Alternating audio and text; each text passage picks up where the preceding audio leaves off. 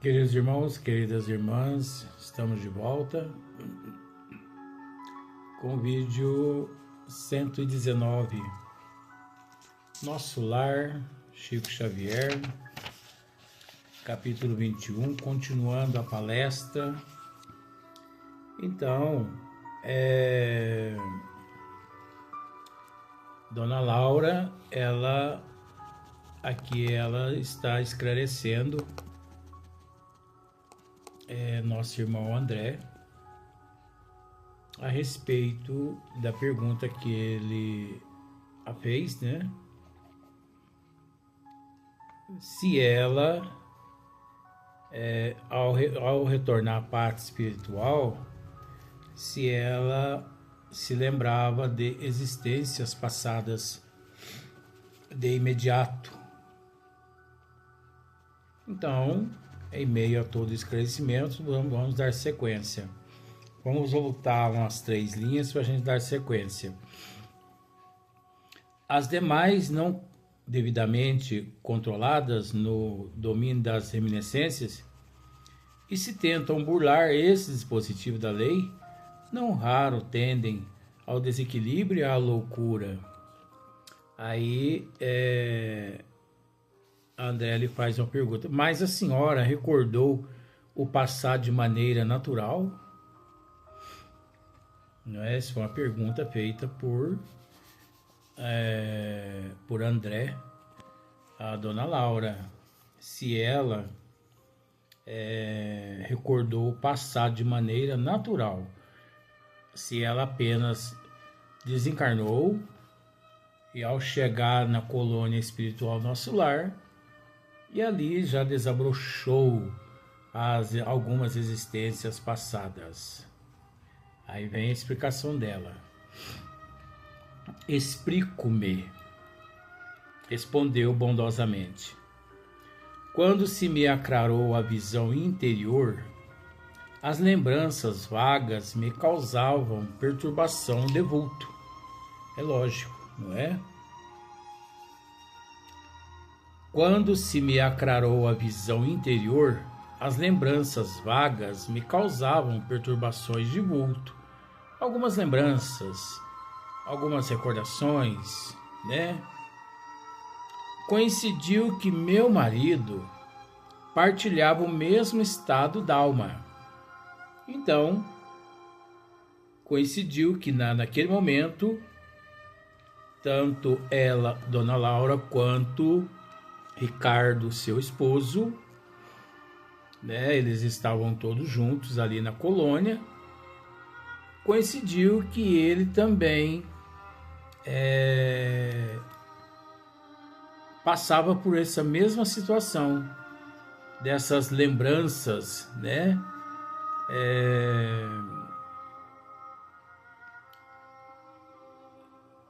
Desse estado, né, d'alma.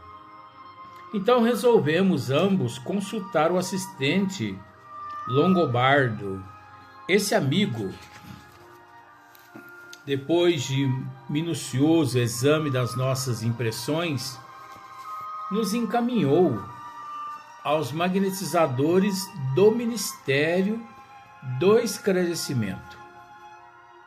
Olha só, eles foram conduzidos, né, até os magnetizadores.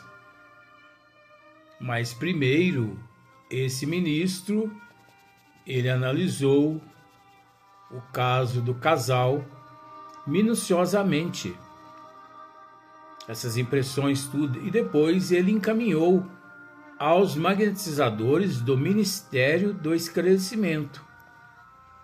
Recebidos com carinho, tivemos acesso, em primeiro lugar, à seção do arquivo, onde todos nós temos anotações particulares. Então, vejamos que não é tão simples assim, devido às sedimentações. Não é tão simples como muitas pessoas pensam. aqui na Terra, eu confesso a você que eu respeito a regressão. Eu respeito. Mas você concorda comigo que é um direito meu de não acreditar em regressão? É um direito.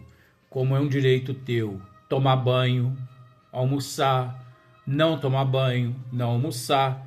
É um direito nosso, é o meu livre-arbítrio. É o conhecimento que eu tenho que me leva a não a crer na regressão. Por vários fatores. Por vários fatores. Vejamos. Se nós retornamos ao corpo físico, premiados, amparados pelo véu do esquecimento do passado, para que mexer em feridas que ainda não foram curadas? Para quê?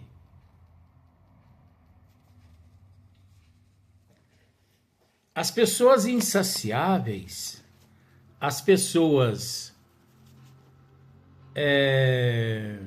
que não aceitam, as pessoas orgulhosas, egoístas, as pessoas que não reconhecem que estão aqui para poder se redimir e que a prova e que a expiação é uma oportunidade de regeneração e de elevação, essas pessoas, por falta de humildade, elas recorrem a esses tipos de trabalhos que eu tenho o direito de não acreditar por milhões de fatores. Porque não é fácil, assim como aqui na Terra, os que se dizem hipnotizadores, conforme eles fazem, conforme eles realizam os trabalhos. Não é assim. Mas a gente respeita, eu respeito. Mas não é porque eu respeito que eu tenho que acreditar. Caso contrário, qual a importância de nascer aqui com o véu do esquecimento do passado? Ora, vamos nascer sem esse véu do esquecimento então, Se eu estou aqui numa insatisfação danada, se eu quero saber quem eu fui em vidas passadas, que fiz, que deixei de fazer, então, para que reencarnar? Para que véu do esquecimento do passado?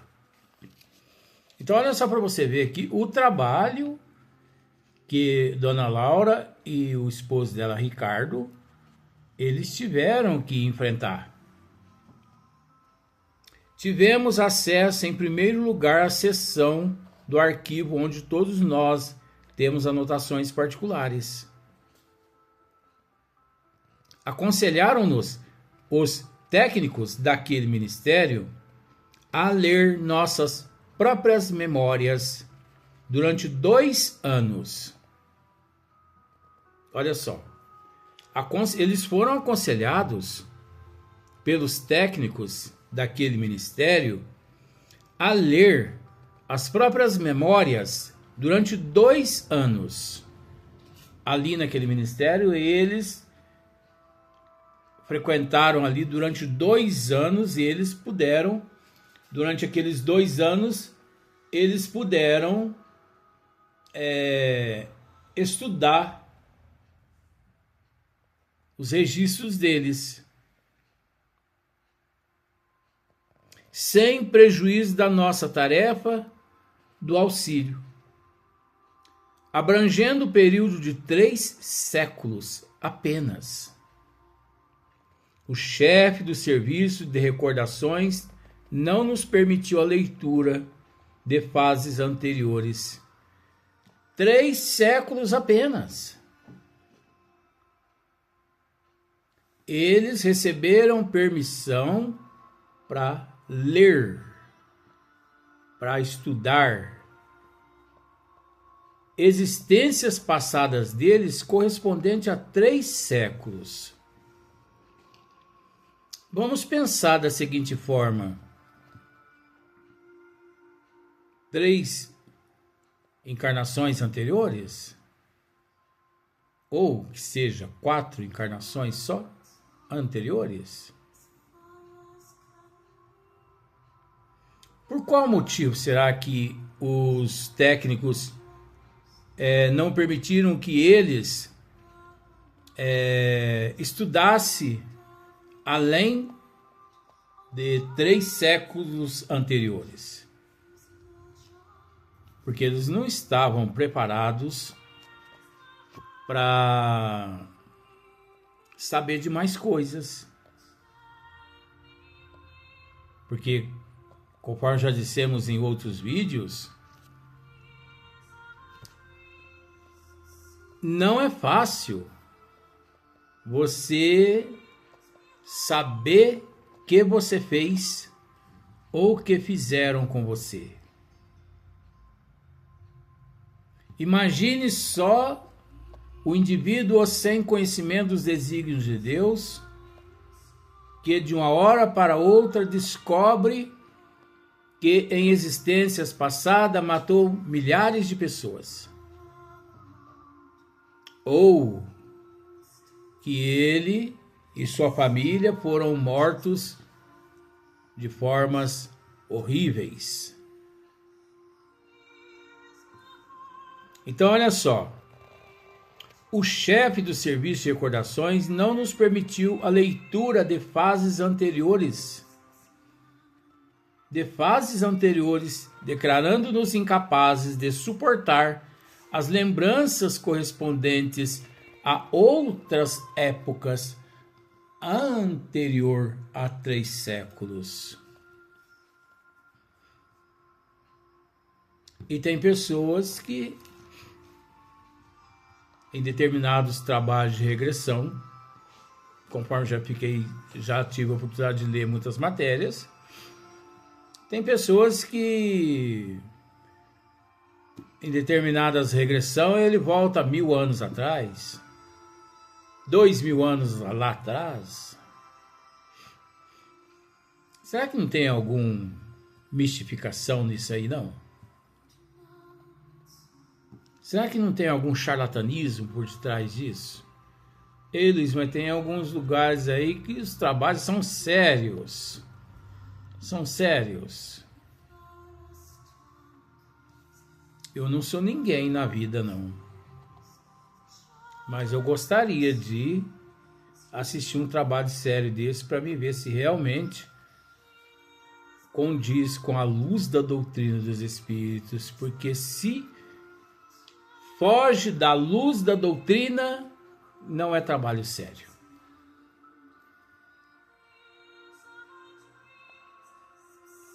Então é preciso tomar bastante cuidado, gente.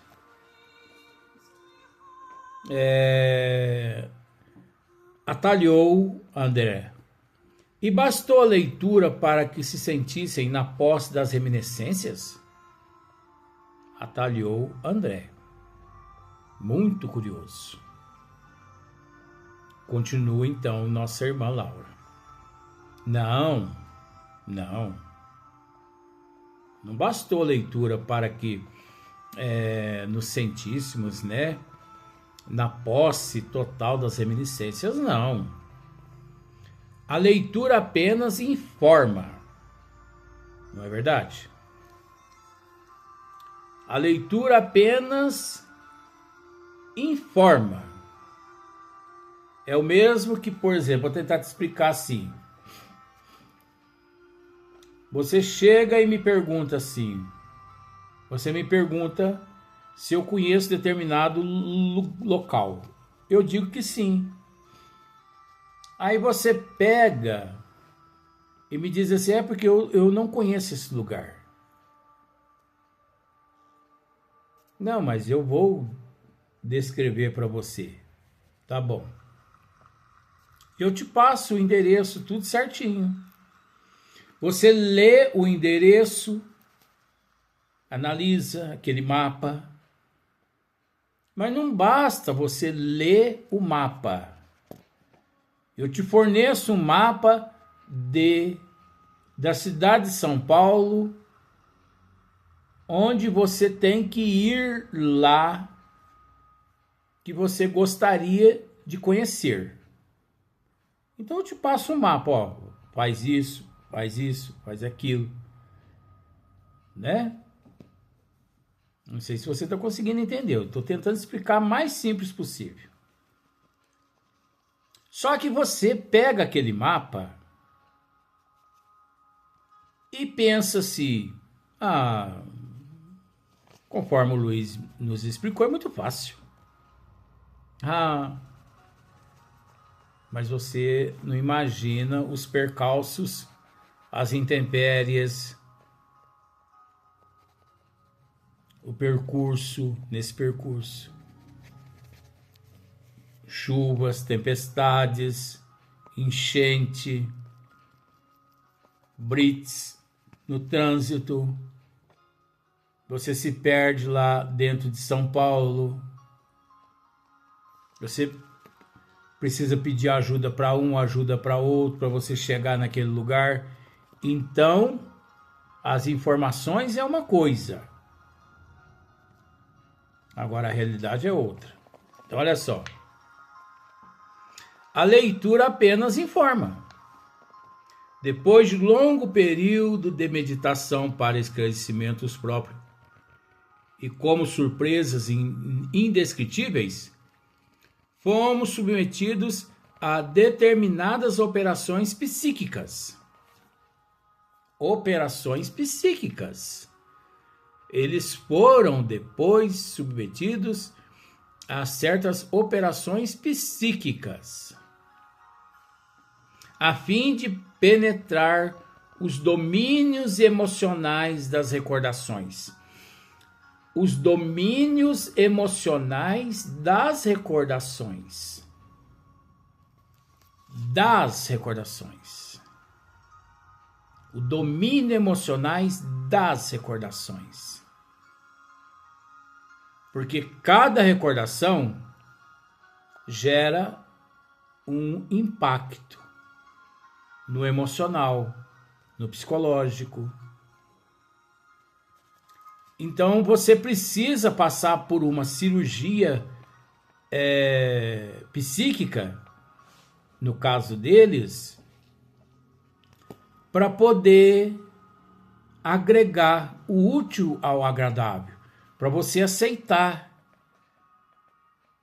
para você agir com bom senso, porque caso contrário, aquilo ali, aquelas lembranças podem te fazer mal. Quantos fisioterapeutas, quantos psicólogos aqui na Terra que submete aos pacientes a vários tipos de tratamento, trabalhando determinados sentimentos de infância. Nós sabemos que maus tratos na infância, principalmente, uma criança que sofreu maus tratos e que sofre maus tratos na infância, muitas delas carregam aquele trauma pela existência fora. Isso é, se ela for um espírito assim, menos equilibrada espiritualmente, menos evoluída. Porque o espírito mais evoluído, ele nada lhe afeta nesse sentido. É igual, por exemplo, tem pessoas que dizem assim: eu aprendi a beber, né? A fazer uso de bebida com meu pai, com meu tio, com meu avô. Mas por quê? Porque eu via eles bebendo e eu passei a beber também. Não.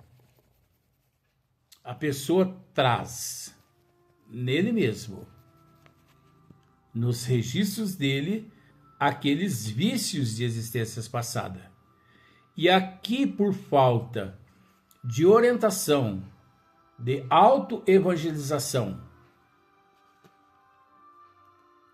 ele, ao deparar com estas cenas, os parentes bebendo, fazendo uso de drogas, essas coisas, por ele trazer aquele germe, é lógico que ele une o útil ao agradável, no caso, nesse sentido. Mas os responsáveis não são os pais, não são os avós e nem os tios, e sim ele que traz. Porque aqueles que não trazem, eles não se contaminam. Por experiência própria minha. Não tenho vergonha, porque já passou, meu pai já desencarnou, graças a Deus, está na espiritualidade, muito bem, né? Mas meu pai, quando jovem, era alcoólatra. Ele era alcoólatra. Eu várias vezes via várias cenas desagradáveis. E eu não me tornei alcoólatra. Meu pai fumava. Eu nunca pus cigarro na minha boca. Porque eu não trago essa necessidade.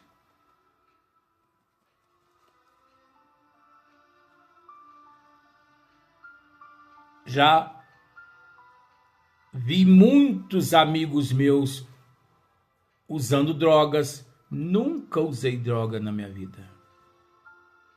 Porque eu não trago essa necessidade. Eu não trouxe comigo essas necessidades. Muitos amigos meus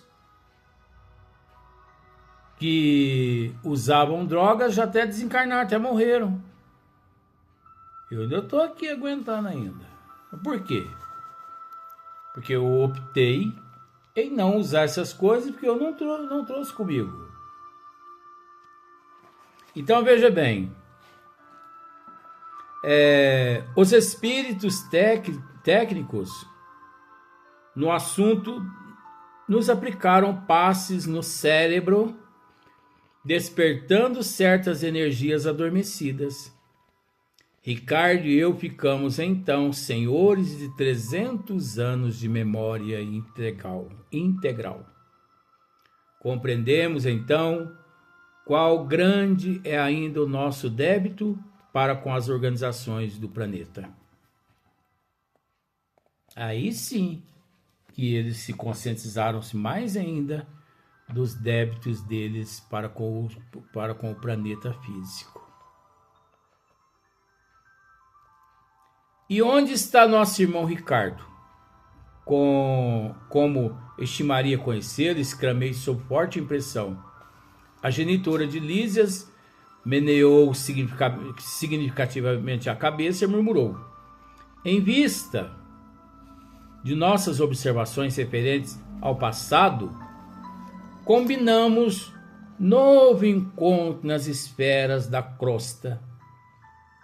Temos muito trabalho na Terra. Desse modo, Ricardo partiu há 3 anos. Quanto a mim, seguirei dentro de breves dias. Aguardo apenas a chegada de Teresa para deixá-lo junto aos nossos. Olha só. Teresa, mãe de Heloísa, né? Neta, né? Teresa é irmã de Dona Laura. Teresa, mãe de Heloísa, que é neta de Dona Laura, né? Acho que é irmã, né? Negócio assim. É isso mesmo. Confunda a cabeça aqui, mas você entendeu.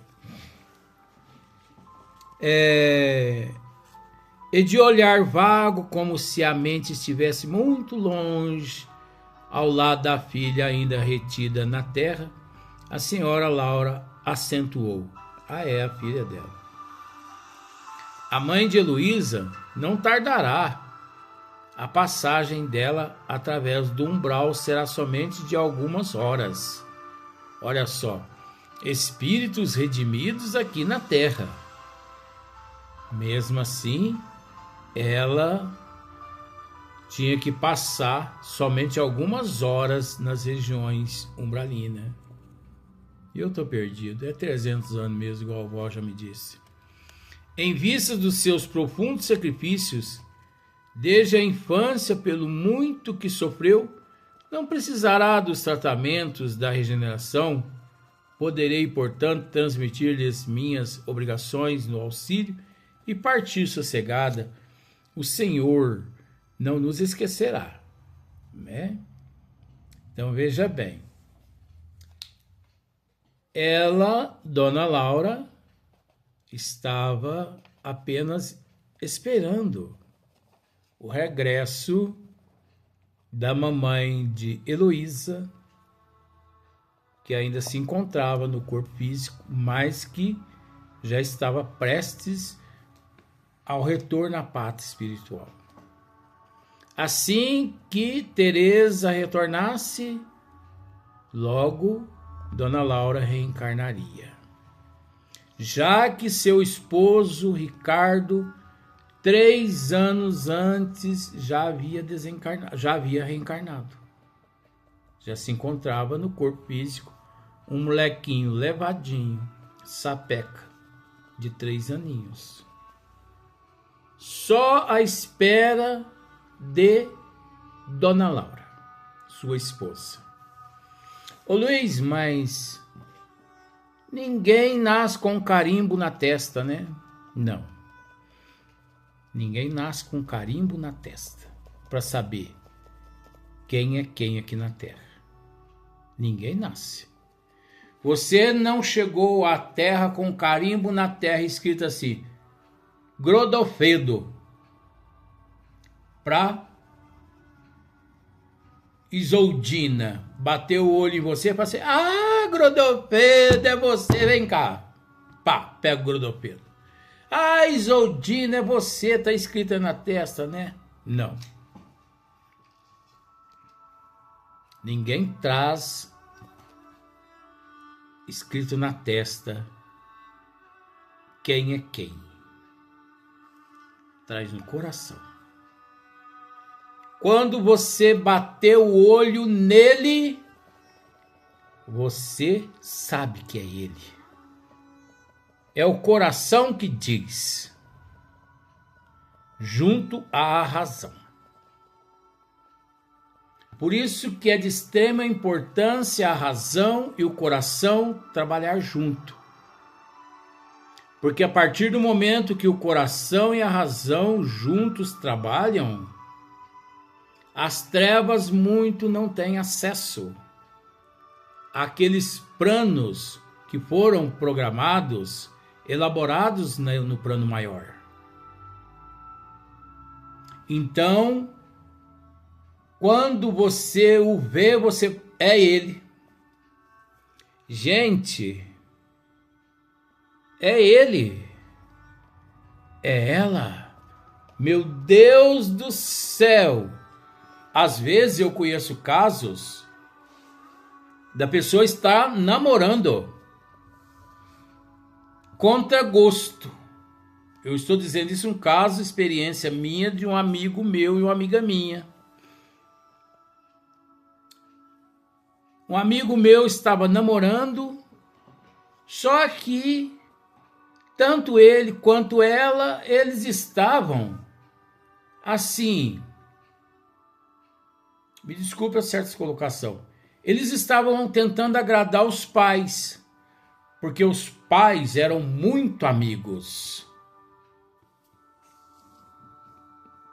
E tinha lá aquela bobeira, né? De acertar os namoros antes. Mas não foi assim que aconteceu com esses amigos meus, não. Porque é da minha época, eu me lembro dessa história. Mas as duas famílias se respeitavam muito, se amavam muitos, né? E o interesse deles era que os filhos deles namorassem. Aqui em São Sebastião do Paraíso, só não posso dizer o nome, gente. Vai pro cemitério e pro plano espiritual comigo essa história. E eles começaram a namorar, contra gosto. Muito respeito, muito carinho, assim, né? Consideração. Mas um dia ele me disse, Luiz, não era ela. E ela também um dia me disse, não era ele, Luiz. Nós namoramos para satisfazer nossos pais. Olha que dureza. Isso é que é escravizar um ou outro aqui na terra. Os pais escravizar os filhos. Por isso os pais não devem interferir nesse sentido. Você vai namorar fulana porque ela é rica. Ela tem brasão. Ela tem sobrenome. Ó, fica esperto, hein? Ó. Se você não namorar com fulano, eu deserto você. E outra, fica grávida dele logo, viu, boba? Pra você pegar o direito dos bens dele e vice-versa, tá? Eu gosto de dizer vice-versa porque senão pensa que ele tá falando mal. Não, isso aqui é um estudo. Mas só que um dia teve uma festa. E esse casal de amigo meu foram convidados. Pra quê? Pra quê? E chegou lá nessa festa, eles encontram um casal de amigos deles que há muito tempo eles não se viam. Namorando.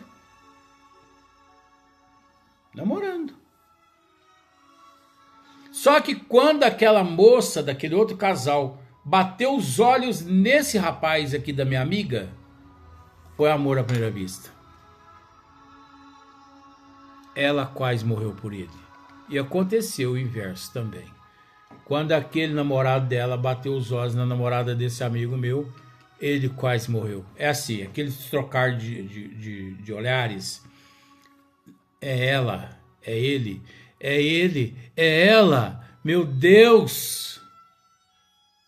E acontecia também com aquele outro casal, o que acontecia com esse casal, amigo meu. Desenrolando a história. Alguns meses depois, todos eles desfizeram os namoros, porque viram que não ia dar certo mesmo, e em próximas festas, eles reencontraram novamente sozinhos e ali eles começaram a namorar. O outro também começou a namorar. Enfim, esse aqui começou a namorar com a namorada daquele. Aquele começou a namorar com a namorada desse aqui.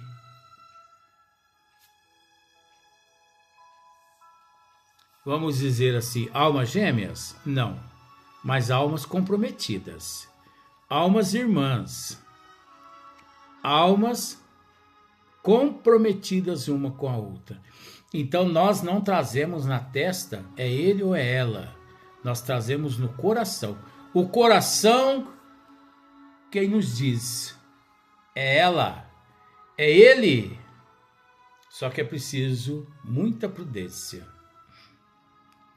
Porque eu mesmo, eu já reencontrei várias